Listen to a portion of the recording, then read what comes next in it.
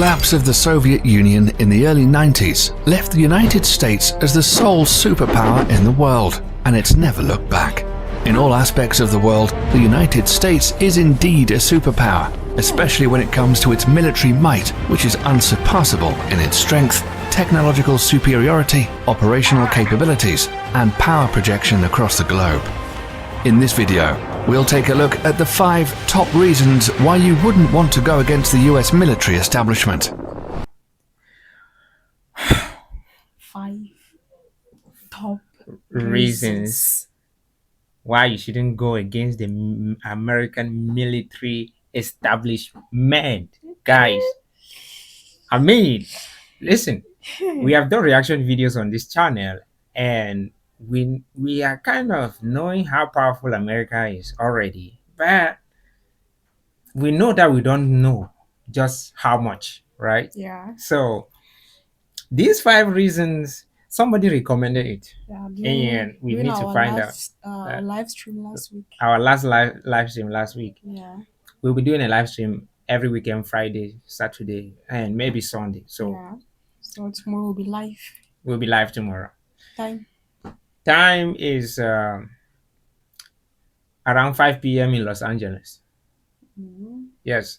So thank you for coming back here. Thank you, our teachers. Thank you for supporting us. Thank you for correcting us. Thank you for watching our videos.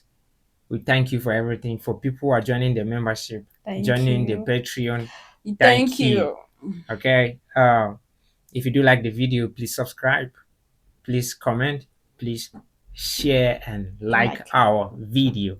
We are just an African tea enjoying American tea. Of course. Just Great. a lot. Let's go, guys. Let's go. The United States Air Force is the strongest in the world, not only in the number of operational aircraft, but also in technological superiority. The country currently operates a total of over 15,000 military aircraft, combining all the branches of the military service, including the US Navy, US Army, Coast Guard, and the US Marines. As of 2017, the US Air Force alone has a fleet of over 5,300 aircraft, 406 intercontinental ballistic missiles, and 170 military satellites, greater than any other country in the world. 100 and how many? 170 military satellites? Yeah. Bruh. I think a satellite is over 100 million. One satellite is over 100 million. Yeah, dollars. And these are military satellites, so we obviously know that this could be running into around $500 to $1 billion on a satellite. Can you imagine? And the country is having 170. USA has the largest number of stealth aircraft designed to be silent killers and untrackable by the radar defense systems of most countries in the world. Some of these stealth aircraft include air superiority fighters, such as the F-22 Raptor and the F-35 Joint Strike Fighter, heavy bombers, such as the B-2 Spirit. In fact, the United States pioneered this technology in the 1980s with the introduction of the F-117 Nighthawk stealth attack aircraft. Stealth aircraft are designed to avoid detection using a variety of technologies that reduce radar reflection from ground, sea, or air-based radar antennas, thereby reducing its radar cross-section, or RCS. This revolutionary technology allows a 5th-generation aircraft, such as the F-22 Raptor, with a max takeoff weight of 83,500 pounds, to have a radar cross-section of just 0.0001 meters squared, about the size of a bumblebee. What's more insane is that the massive B-2 bomber also has the same radar cross-section as the F-22 Raptor. Thus, it becomes extremely difficult to track stealth aircraft. Even if the enemy spots them on their radar scopes, it's a whole other story to successfully track them and register a missile kill.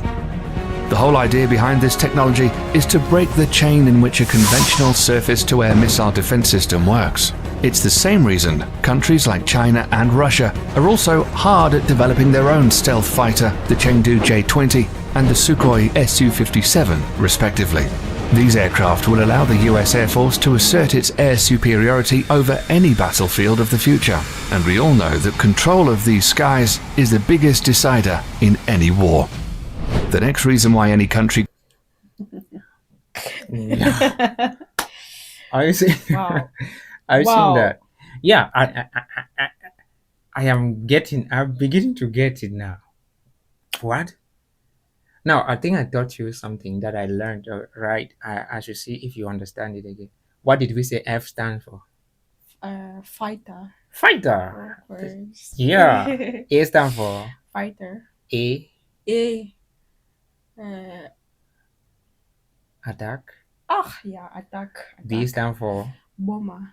great. Then C. The ask of C. C stand for what? Cargo. C stand for cargo. Yes. K stand for K. yeah, I've heard tanker. of Tanker. Yeah.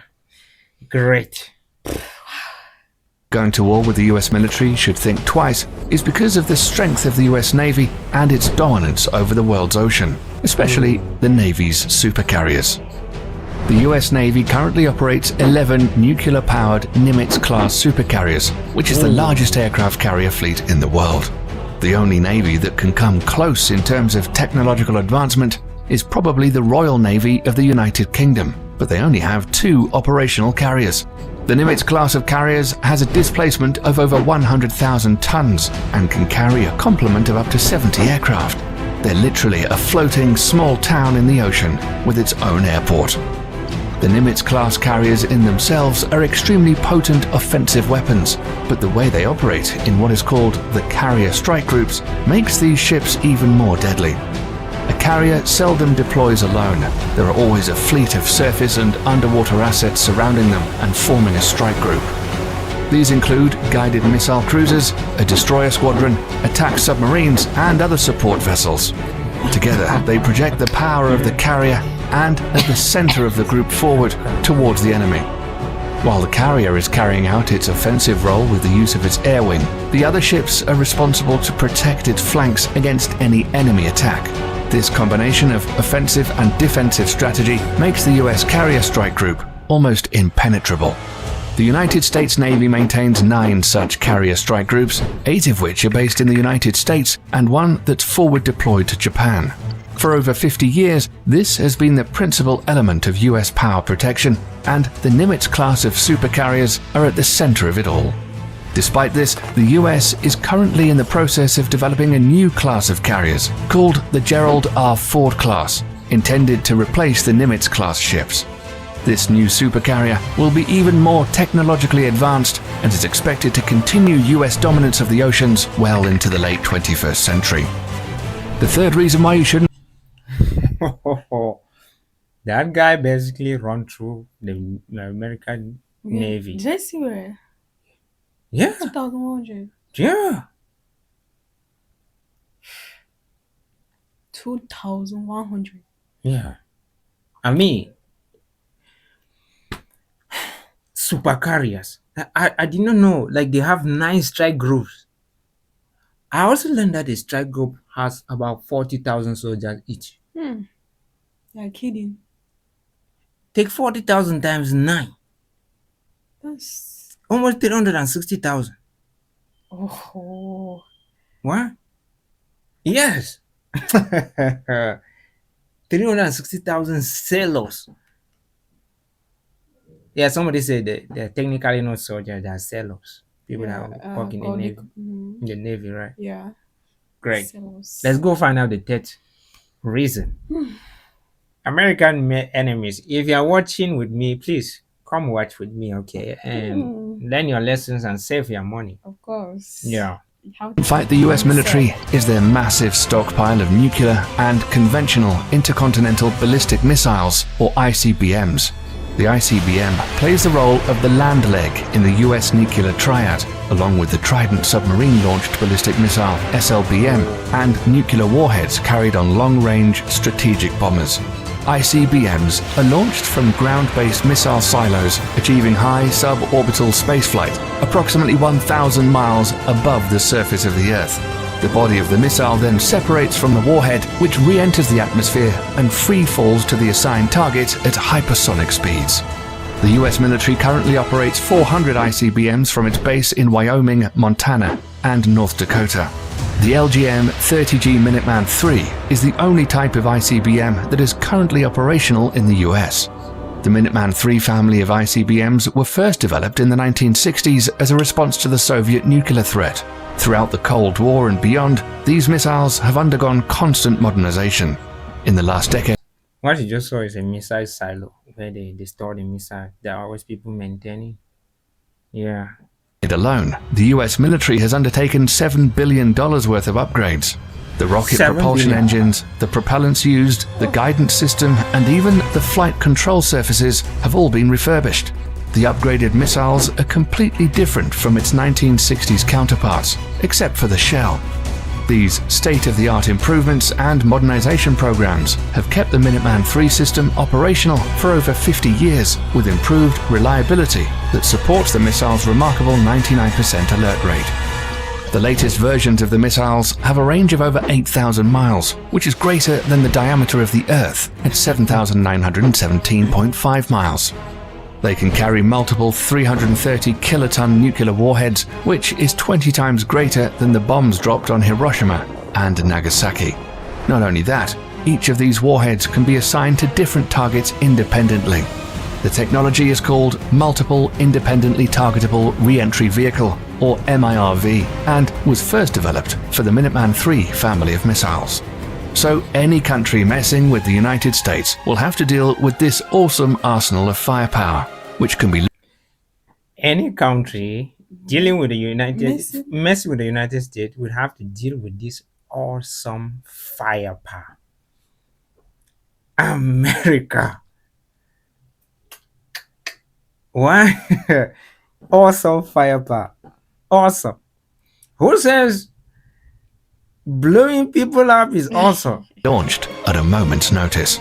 If it weren't the ICBMs or the stealth fighters raining fire down on you, it would be precision-guided munitions, or better known as smart bombs or PGMs instead. This is another big reason why not messing with the US military is a good idea. All branches of the US military use smart bombs in some forms or the other. These weapon systems are designed to be precise and hit a specific target with maximum efficiency.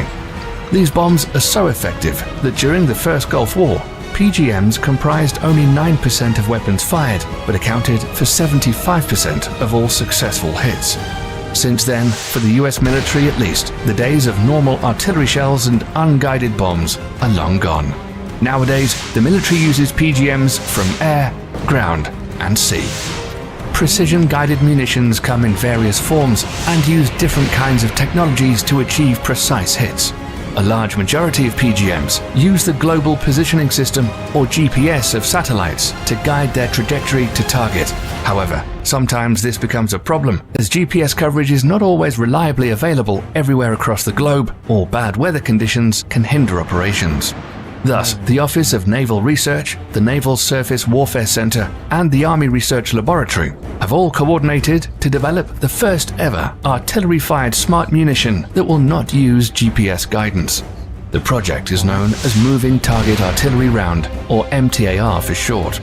The MTAR shell can be guided onto stationary as well as moving targets in both land and sea, using a combination of guidance technology.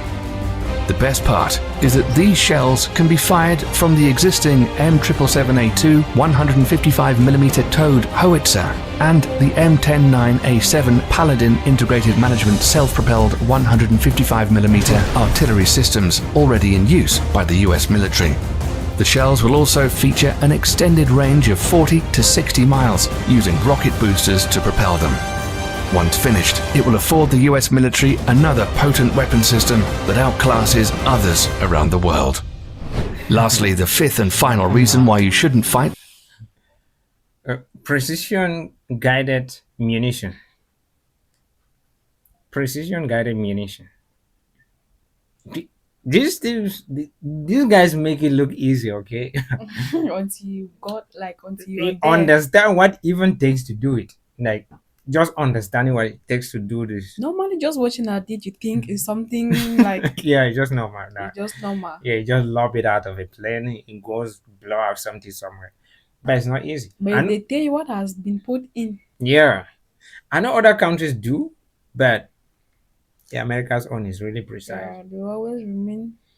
Yeah, America is always like, if you guys have an accuracy within a 10-meter circle, we have an accuracy within a 30 meters. no, within a 1 meter circle.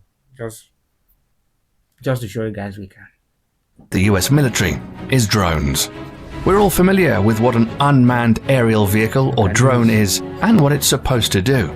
But in recent years, the usability of UAVs are steadily increasing to encompass all spheres of military. Pardon?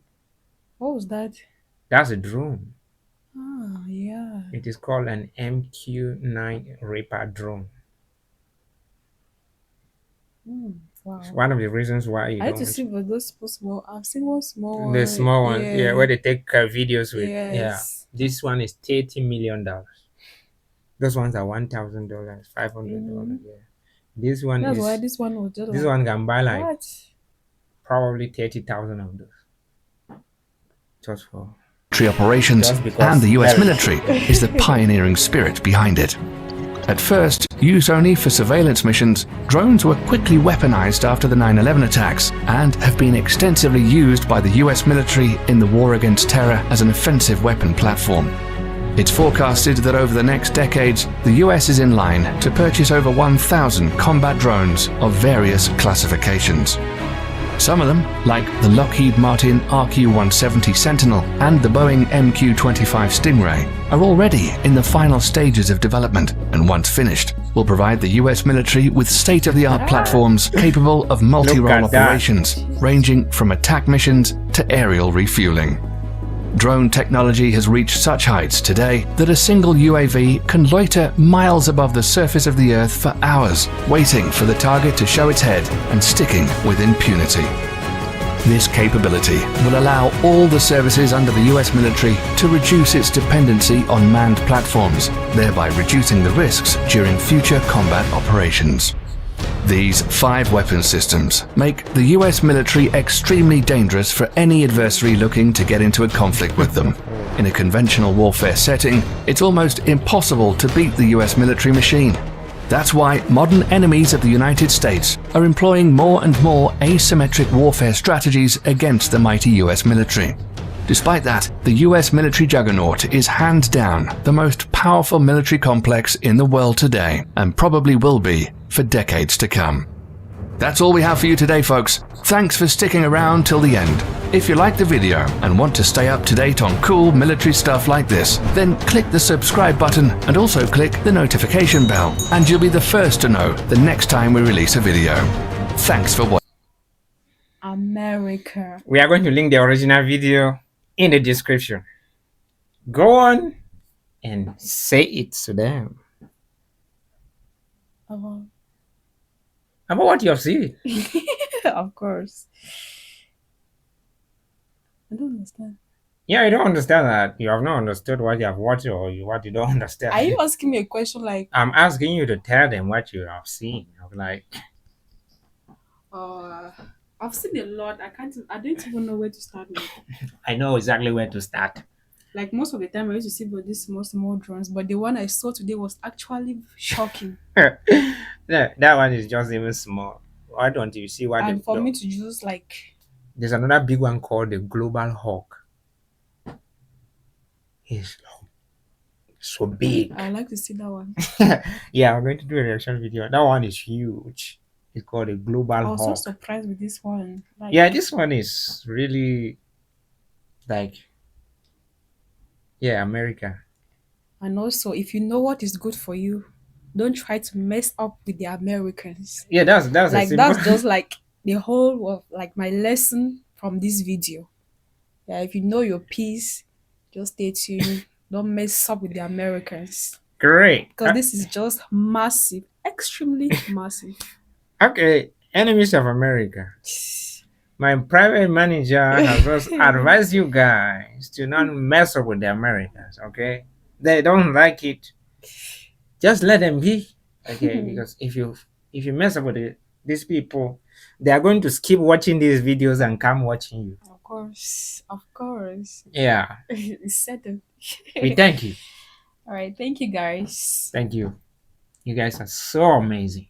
So amazing. Can't wait to see you in the next video. Of course.